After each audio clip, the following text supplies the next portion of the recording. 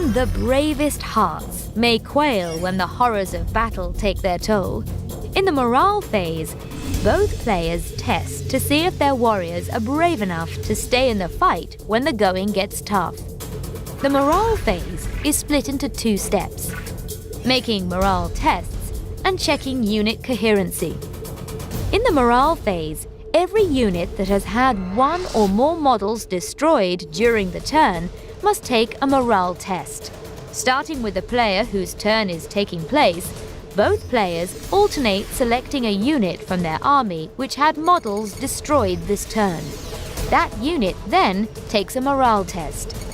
If one player has no more units left needing morale tests, their opponent continues taking morale tests for their remaining units one at a time. To take a morale test, roll a d6 and add the number of models from the unit that were destroyed this turn. If the result is equal to or lower than the highest leadership characteristic in the unit, the morale test is passed and nothing else happens. An unmodified roll of a 1 is always a pass, regardless of the total result. If the result exceeds the unit's highest leadership characteristic, the morale test is failed, and one model flees the unit. The player making the test decides which model flees. It is removed from play and counts as having been destroyed. The remaining models must then take combat attrition tests. To take a combat attrition test, roll a d6 for each remaining model in the unit. Then, subtract 1 from each roll if the unit is below half its starting model count. For each result of a 1, another model flees. The controlling player chooses which models to remove, and they count as destroyed.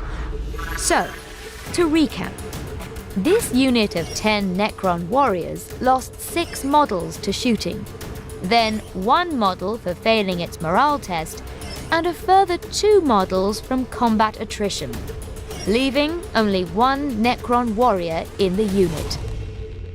Unit coherency checks. Remember how we've mentioned throughout these videos that it's important to keep the models within your units in unit coherency?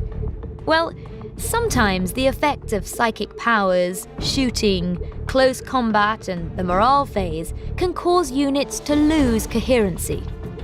And that's bad news. This brings us to the second step of the morale phase.